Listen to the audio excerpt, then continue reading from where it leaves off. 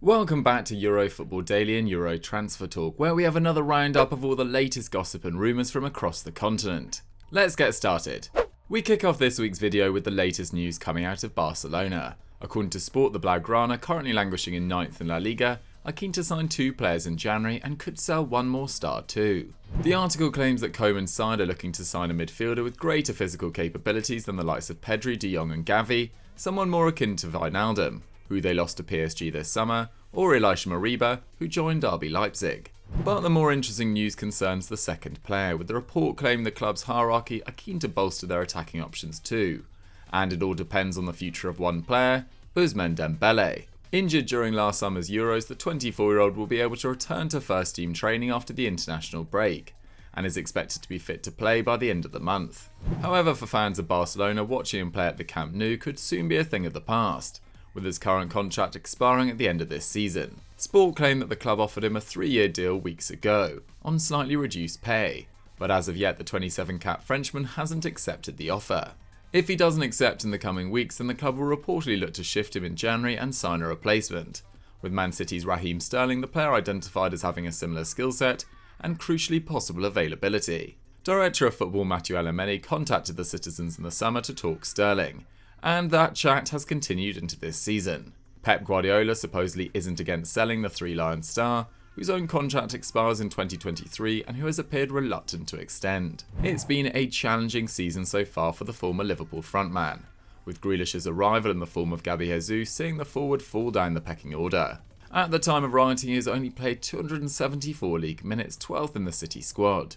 Barcelona believe they have the possibility of signing Sterling on an initial loan before signing him permanently next summer, something the right winger seems open to. This deal therefore seems increasingly feasible, but Barcelona fans, we want to hear from you. Would you be happy to swap Dembele for Sterling? And if so, how much would you pay for the Englishman? Leave your thoughts down below. We head to North London now, where Spurs are hoping to use Director of Football Fabio Paratici's contacts to sign multiple stars from his former club Juventus. According to Calcio Mercato, the Lily-Whites are set to test the old lady's resolve with a €60 million double bid for Weston McKennie and Dejan Kulusevski, who have both played bit-part roles under Max Allegri so far this season, ranking 15th and 16th for minutes respectively. The report claims that Paratici will look to sign Swedish forward Kulusevski on loan with an obligation to buy him for close to the €40 million Juve paid Atalanta for him in the summer of 2020, following his phenomenal form on loan at Parma. As for McKennie, who is being watched closely by London rivals West Ham, the report claims he won't cost any more than €20 million, with Juve looking for immediate buyers due to concerns over his off-field behaviour, with rumours that he doesn't look after his body particularly well. But having worked on the deal to bring him over from Schalke and having watched him excel under Andrea Pirlo last season in a variety of positions, Paratici clearly believes Nuno can get the best out of him in North London. Kulusevski is for us the far more exciting signing. Still just 21, the 6'1" right winger has struggled for consistency in Turin, only starting 19 league games last season, and contributing a goal every 274 minutes, compared to once every 163 minutes at Parma during 2019-20. Clearly an immensely talented player, we believe he would offer superior goal threat on the right-hand side to Lucas Orberg-Wijn, who have only scored 11 league goals between them across their last 109 Premier League games. Whilst both of those deals could be completed in January, it won't be long before next summer rolls around and the Harry Kane circus begins again. The Lily-Whites will be planning for the eventuality that Kane leaves, even if they don't want him to, and Fajai's claim that Alvaro Morata could be the man they look to lead them into the new era. Continued speculation that the old lady could look to sign Vlahovic or Gabby Jesus seems to suggest that they believe Morata is expendable, and Paratici clearly believes in the Spaniard's quality, and with good reason, considering his return of 23 goals in 51 games for the Bianconeri is pretty solid, if not quite at Kane levels. Spurs fans, would you be happy signing Morata, or do the memories of his largely forgettable spell at Chelsea means that this is simply not acceptable? You know what to do. If you've been paying attention to football on the continent, and specifically this season's Champions League, you can't have helped but notice RB Salzburg's Karim Adeyemi. The 19-year-old German has been in superb form for Die Roten Bullen so far this season, racking up 8 goals and 1 assist in 10 Austrian Bundesliga games, and also netting 2 and 2 in the Champions League. This form has led to international recognition, with Hansi Flick handing him 2 caps for Germany to date. Although he's only given 1 minute of action in a recent game against Romania, his goal in a 19-minute cameo against Armenia in September led to many people speculating whether he could be Die Mannschafts number 9 for years to come.